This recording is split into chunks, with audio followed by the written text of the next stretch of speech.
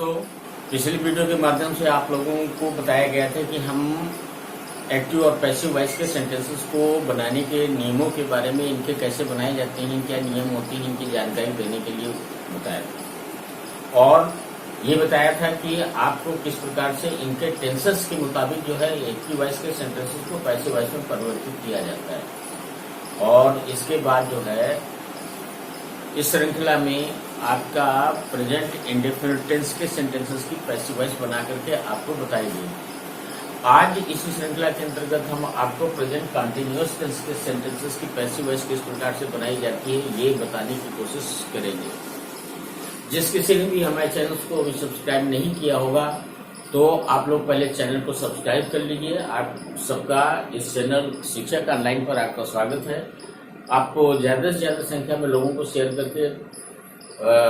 करें जिससे के द्वारा दूसरे लोग भी इस वीडियो के माध्यम से लाभ उठा सकें। तो आइए दोस्तों, चालू करते हैं आज का अपना कार्यक्रम। वो सेंटेंस जिनकी पैसिव वॉइस आपको बनानी है प्रेजेंट कॉन्टिन्यूअस टेंस की है। प्रेजेंट कॉन्टिन्यूअस टेंस जैसे कि आपको मालूम है कि प्रेजेंट का जो कॉन्टिन्यूअस टेंस होता है उसमें ऐसे सेंटेंस दिए गए होते हैं जिसमें आपका जो है क्रिया का कार्य निरंतर जारी रहता है, उसका पूर्ण नहीं होता है। वर्तमान काल में क्रिया का कार्य जारी रहता है। ऐसे सेंटेंस जिनके वर्तमान में क्रिया का कार्य जारी रहता है, हमेशा उसके अंत में रहा है, रही है, रहे हैं आदि शब्द क्रिया के रूप में होते हैं। रहा है, रही है, रहे हैं, रहा हूं आदि शब्दों से खत्म होने वाले वाक्य जो है प्रेजेंट कंटिन्यूअस टेंस के अंतर्गत आते हैं। और इन सेंटेंसेस को पढ़ने के बाद आपको पता चलता है कि क्रिया का कार्य निरंतर रूप से जारी है वर्तमान में, और अभी उस कार्य को पूरा होने की संभावना नहीं है, निरंतर जारी रहता है। तो आइए दोस्तों, ऐसे सेंटेंस की पैसिव वॉइस किस प्रकार से बनाई जाती है, उसके क्या नियम होते हैं, इसके बारे में देखने की कोशिश करते हैं। तो सबसे पहले हम देखते हैं कि अगर कोई भी सेंटेंस एक्टिव वॉइस का होगा तो एक्टिव वॉइस के सेंटेंस का जो फॉर्म होगा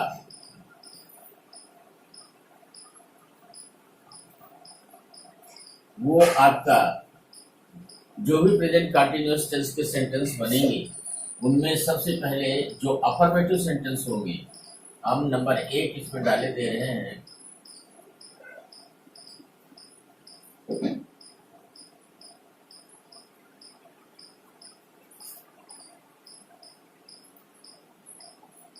जो अफर्मेटिव सेंटेंस होंगे उन अफर्मेटिव सेंटेंसेस के फॉर्म जो होंगे हमेशा सब्जेक्ट सबसे पहले लगा होगा, और सब्जेक्ट के बाद हेल्पिंग वर्ब के रूप में इसमें इज, एम, आर का प्रयोग हुआ होगा।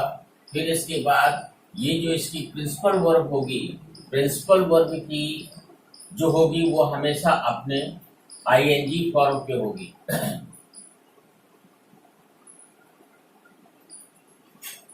प्रिंसिपल वर्ब कंटिन्यूअस टेंस में प्रिंसिपल वर्ब हमेशा आईएनजी फॉर्म पर होती है, और फिर इसके बाद ऑब्जेक्ट आता है, और ऑब्जेक्ट के बाद ये फुल स्टॉप लगा है। तो इस प्रकार से एक्टिव वॉइस के जितने भी सेंटेंस होंगे सब में सब्जेक्ट प्लस ईडीएमआर यानी हेल्पिंग वर्ब, फिर इसके बाद प्रिंसिपल वर्ब का प्रयोग होगा जो आपने आईएनजी फॉर्म होगी, इसके बाद ऑब्जेक्ट दिया गया होगा। अब इसके बाद देखिए, अगर इसी सेंटेंस को ये पैसिव वॉइस में बनाना है तो आपको उसी प्रकार से ये जो ऑब्जेक्ट इसका दिया गया होगा, इस ऑब्जेक्ट को हम क्या करेंगे, सब्जेक्ट बना लेंगे। सब्जेक्ट बनाने के बाद ये जो सब्जेक्ट बनेगा, इस सब्जेक्ट के साथ हेल्पिंग वर्ब उसी प्रकार से इज, एम, आर का प्रयोग होगा, और इसके बाद एक शब्द इसमें लगेगा अलग से, बीइंग। ये बीइंग शब्द इसमें हेल्पिंग वर्ब के बाद लगाया जाएगा। और जैसा कि आपको मालूम है कि अगर पैसिव वॉइस का सेंटेंस बनना है तो वर्ब का हमेशा थर्ड फॉर्म यूज किया जाएगा, यानी वर्ब की आपकी थर्ड फॉर्म आएगी, और प्लस इसके बाद बाई आएगा, और बाई के बाद इसका जो है ये जो सब्जेक्ट होगा, सब्जेक्ट को आप ऑब्जेक्ट बना दो। तो इस प्रकार से ये जो आपका सेंटेंस होगा ये इसके पैसिव वॉइस का फॉर्म बनेगा।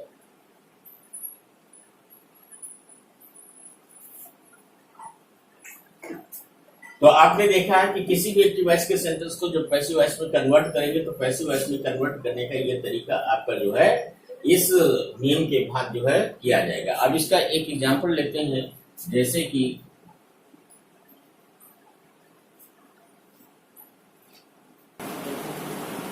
ये एग्जांपल दिया है, दे आर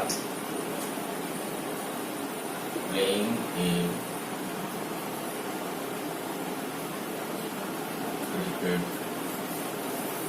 मैच। ये आपका सेंटेंस दिया हुआ है, इसकी पैसिव वॉइस हमको बनानी है। तो पैसिव वॉइस बनाने के लिए हमें देखेंगे कि इसका दे जो है ये आपका सब्जेक्ट है, आर इसकी हेल्पिंग वर्ब है, प्लेइंग इसकी जो है ये प्रिंसिपल वर्ब है, एक क्रिकेट मैच इसका ऑब्जेक्ट दिया गया हुआ है। तो हम क्या करेंगे, ऑब्जेक्ट को पहले पैसिव वॉइस बनाने के लिए ऑब्जेक्ट को सब्जेक्ट बना लेंगे।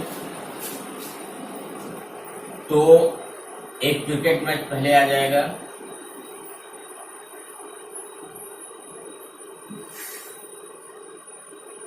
फिर इसके बाद ये जो आपकी चूंकि ये ऑब्जेक्ट को जो सब्जेक्ट बनाया गया है ये आपका सिंगुलर नंबर का सब्जेक्ट है, इसलिए इसके साथ हेल्पिंग वर्ब इज आएगी।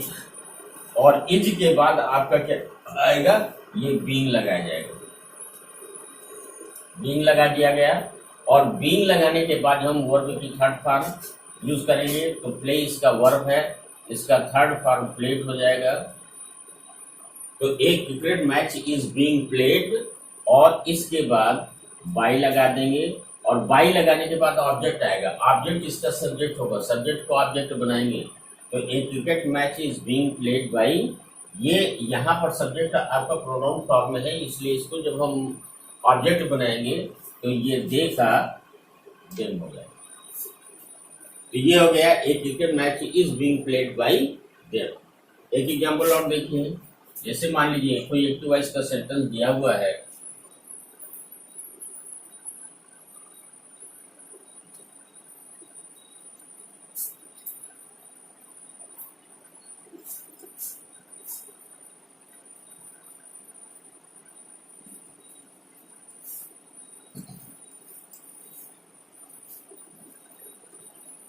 अब देखिए एक सेंटेंस बहुत इंपॉर्टेंट सेंटेंस आ गया। चलिए जो है एग्जाम्पल में आपको एक बहुत इंपॉर्टेंट सेंटेंस आ गया है, इसी में देख लीजिए।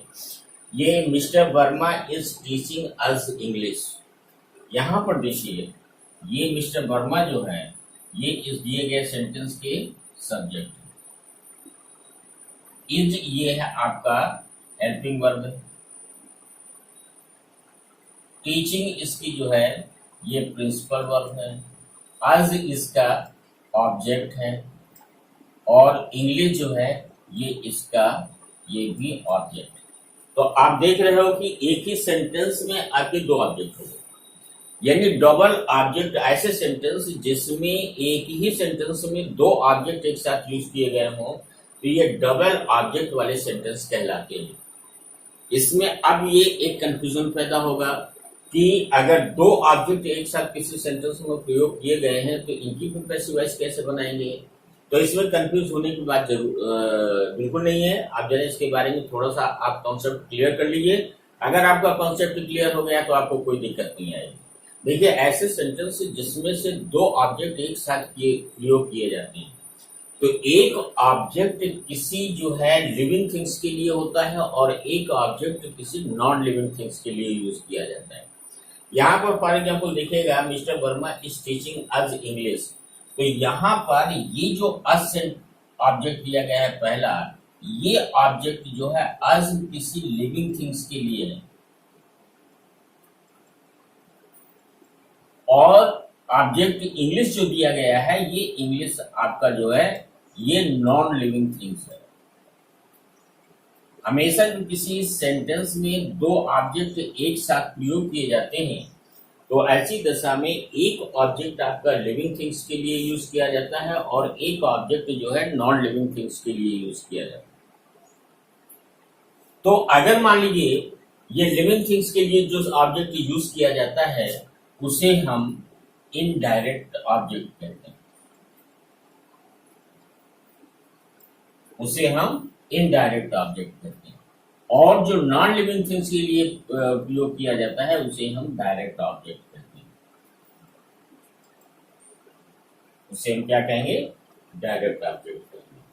यानी लिविंग थिंग्स के लिए यूज किया जाने वाला सब्जेक्ट आपका इनडायरेक्ट, और नॉन लिविंग थिंग्स के लिए यूज किया जाने वाला सब्जेक्ट आपका इनडायरेक्ट ऑब्जेक्ट हुआ। तो ऐसी दशा में इन दोनों ऑब्जेक्ट में से किसी एक ऑब्जेक्ट को, चाहे पहले अथवा किसी दूसरे, दो में से किसी एक ऑब्जेक्ट को लेकर के पैसिव वॉइस बनाई जाती है और दूसरे को जो कहते हैं रख दिया जाता है। इस सेंटेंस को अगर अच्छी तरह से आप देख लेंगे तो इसमें कोई आपको प्रॉब्लम नहीं आएगी। देखिए, इसमें दो सब्जेक्ट यूज किए जाते हैं, और हमेशा जो है इंग्लिश ग्रामर में अगर दो ऑब्जेक्ट एक साथ यूज किए जाते हैं तो ये जो इनडायरेक्ट ऑब्जेक्ट होता है सेंटेंस में पहले और डायरेक्ट ऑब्जेक्ट बाद में प्रयोग किया जाता है। तो इसमें जो है ये आपका एक ऑब्जेक्ट है, इनडायरेक्ट अथवा डायरेक्ट किसी एक ऑब्जेक्ट को लेकर के पैसिव वॉइस बनाएंगे।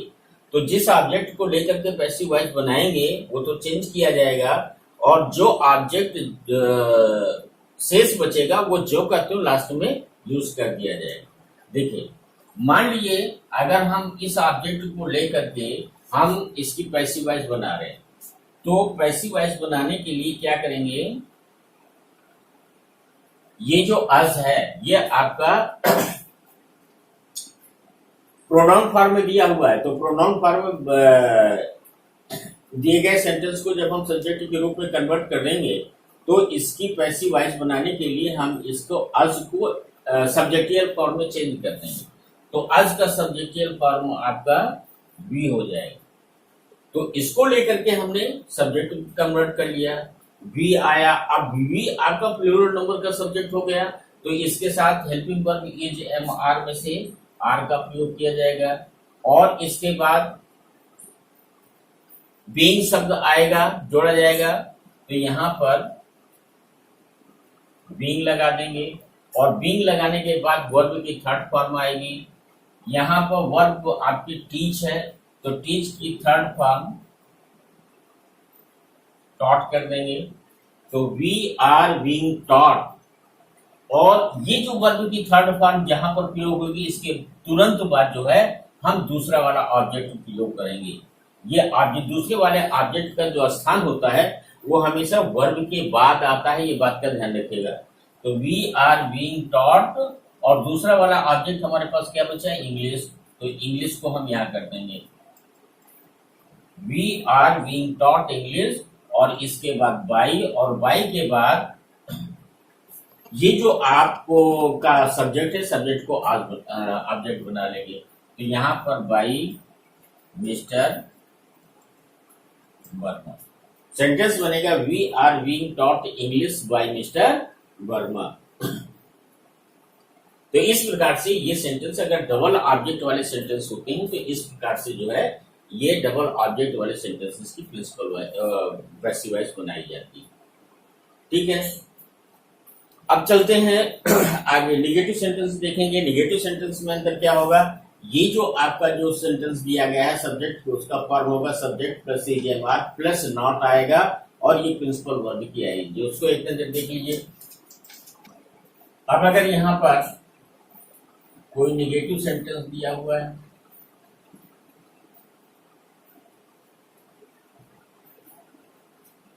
तो नेगेटिव सेंटेंस दिए होने पर प्रेजेंट कंटीन्यूअस टेंस के नेगेटिव सेंटेंस का फॉर्म होगा subject plus helping verb is am और प्लस इसके बाद नॉट आएगा, और नॉट के बाद वर्ब जो आपकी आएगी वो अपने आईएनजी फॉर्म पे आएगी, और प्लस उसके बाद ऑब्जेक्ट है। तो इसकी जब हम पैसिव वॉइस बनाएंगे तो उसी प्रकार से इस ऑब्जेक्ट को हम सब्जेक्ट बना लेंगे।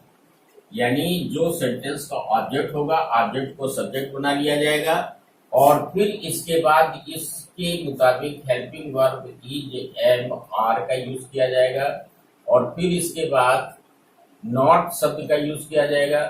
नॉट के बाद बीइंग शब्द आ जाएगा,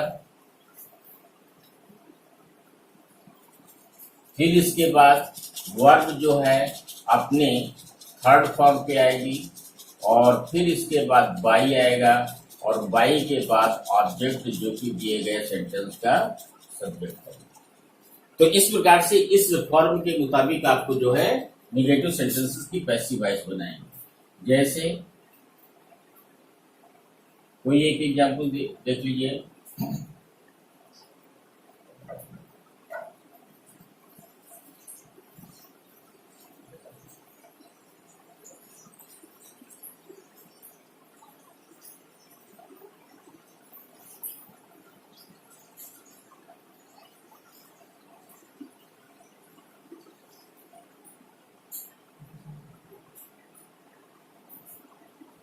दे आर नॉट लर्निंग स्टोरीज, ये आपका सेंटेंस दिया हुआ है। यहाँ पर दे आपका क्या है, सब्जेक्ट है, आर आपकी हेल्पिंग वर्ब है, नॉट आपका निगेटिव वर्ड है, लर्निंग आपकी वर्ब है, और स्टोरीज आपकी जो है कहानी, ये ऑब्जेक्ट है।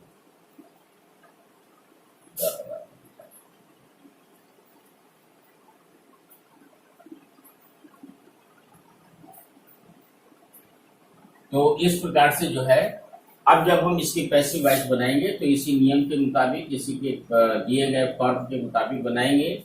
यहाँ पर ये जो ऑब्जेक्ट होगा, ऑब्जेक्ट को सब्जेक्ट बनाया जाएगा। तो यहाँ पर ऑब्जेक्ट क्या है, द स्टोरीज, तो ये द स्टोरीज पहले ले आएंगे। अब स्टोरीज आपका प्लूरल नंबर का सब्जेक्ट है, इसलिए इसके साथ जो है और आ जाएगा। द स्टोरीज और के बाद क्या आएगा, नॉट आएगा, नॉट के बाद बीइंग आएगा, और इस बीइंग के बाद जो है वर्ब की थर्ड फॉर्म आएगी। वर्ब हमारा क्या है, लर्न, लर्न की थर्ड फॉर्म होगी लर्न। चाहे लर्न करिए चाहे अथवा लर्न करिए, दोनों एक ही चीजें हैं। लर्न भी थर्ड फॉर्म होता है और लर्न भी इसका थर्ड फॉर्म होगा। तो the stories are not being learn, और इसके बाद बाई आ जाएगा, और बाई के बाद ये जो आपका सब्जेक्ट है, क्योंकि आपका प्रोनाउन फॉर्म में दिया हुआ है, इसलिए इसका ऑब्जेक्टिव फॉर्म देम में कन्वर्ट कर दीजिए। The stories are not being learn by them. तो इस प्रकार से आपने देखा कि जो निगेटिव सेंटेंसेस होते हैं, निगेटिव सेंटेंस की पैसिव वॉइस इस प्रकार से बनाई जाती है। अब अगर मान लीजिए ये इंटरगेटिव सेंटेंस होगा, तो इंटरगेटिव सेंटेंस को क्या करेंगे वो भी देख लीजिए।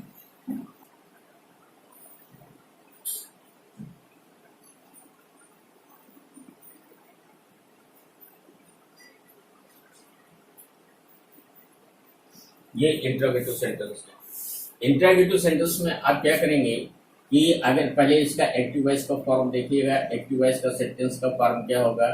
एक्टिव वॉइस के सेंटेंस में आपका helping verb is, am, are का पहले प्रयोग किया जाएगा, फिर इसके बाद सब्जेक्ट होगा, सब्जेक्ट के बाद वर्ब जो आएगी वो अपने आईएनजी फॉर्म पे आएगी, फिर इसके बाद ये ऑब्जेक्ट दिया गया होगा, और ऑब्जेक्ट के बाद ये क्वेश्चन मार्क दिया गया होगा। अब इसी के अगर हम पैसिव वॉइस बनाएंगे,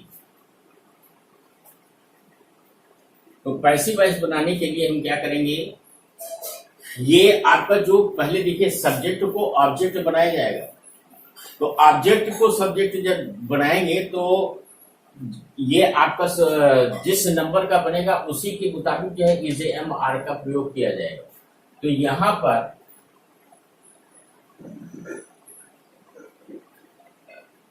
सबसे पहले इज, एम, आर आ जाएगा, फिर जो है ये सब्जेक्ट आएगा, सब्जेक्ट क्या होगा, जो इसका ऑब्जेक्ट दिया गया होगा उसको सब्जेक्ट बना लेंगे, फिर इसके बाद बीइंग शब्द आएगा, बीइंग शब्द जुड़ने के बाद वर्ब अपने थर्ड फॉर्म पे आएगी,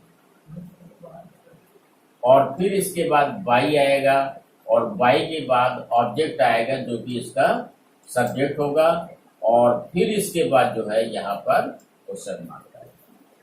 अब इसी के अगर हम बनाएंगे तो आप देखिए क्या हो गया। जैसे मान लीजिए एक एग्जांपल लीजिए, सपोज करिए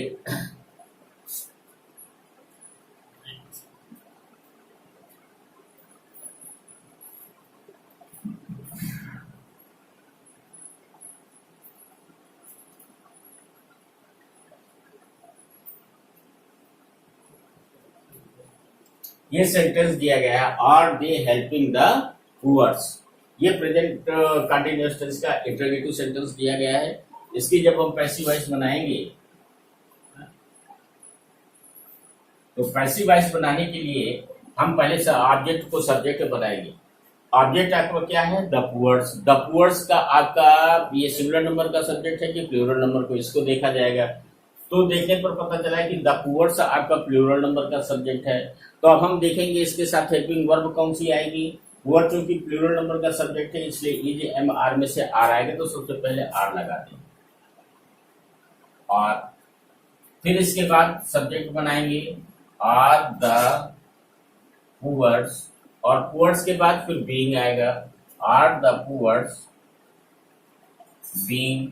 और इसके बाद वर्ब की थर्ड फॉर्म, वर्ब इसमें जो है हेल्प है, हेल्प की थर्ड फॉर्म हेल्प्ड हो जाएगा। और फिर इसके बाद बाई आएगा, और बाई के बाद ऑब्जेक्ट को सब्जेक्ट बना लिया जाएगा। ये जो इसका सब्जेक्ट है, सब्जेक्ट को ऑब्जेक्ट बनाया जाएगा। सब्जेक्ट इसका दे है, तो दे का ऑब्जेक्टिव फॉर्म दे हो जाएगा, और इसके बाद क्वेश्चन मार्क लग जाएगा। ये हो जाएगा are the poors being helped by them. तो इस प्रकार से इंटरोगेटिव सेंटेंस के जितने भी सेंटेंसेस होंगे उनकी जो है इंटरोगेटिव सेंटेंसेस की पैसिव वॉइस प्रकार से बनाएंगे। अगर मान लीजिए इसी में क्वेश्चन वर्ड से शुरू होने वाले वाक्य होंगे, तो वो जो क्वेश्चन वर्ड होंगे उनको सबसे शुरू में लगा दिया जाएगा और बाकी पूरा फॉर्म इसी प्रकार से दिया जाएगा। तो इस प्रकार से आपने देखा कि अगर कोई कंटिन्यूअस टेंस के सेंटेंस होंगे, उस कंटिन्यूअस सेंटेंस की पैसिव वॉइस के बनाने की क्या नियम होंगे, आपने विस्तार से इसके बारे में देखा। ये ध्यान रखना है कि हमें कंटिन्यूअस के सेंटेंस जितने भी होंगे उसके एक्टिव वॉइस का सेंटेंस जो दिया गया होगा वो हमेशा verb, helping verb plus principal verb में आईएनजी फॉर्म जोड़ करके दिया गया होगा। तो जब भी ऐसे सेंटेंसेस की पैसिव वॉइस बनाएंगे तो इसमें एक नया शब्द बीइंग जो है जोड़ा जाएगा। इसको अपने दिमाग में रख करके इसकी पैसिव वॉइस बनानी है। तो इस प्रकार से आपने पूरे रूल से देखा कंटिन्यूअस के। अब नेक्स्ट वीडियो में आपके प्रेजेंट परफेक्ट टेंस की पैसिव वॉइस किस प्रकार से बनाई जाएगी इसके बारे में आपको बताया जाएगा। तो इसके लिए जो है आप इसको अच्छी तरह से पढ़िए। पढ़ने के बाद तो इसमें अगर कोई प्रॉब्लम हो तो आप कमेंट्स में लिखें। तब तक हमारे इस चैनल को सब्सक्राइब करें और अधिक से अधिक मात्रा में शेयर करके जो है लोगों को दें।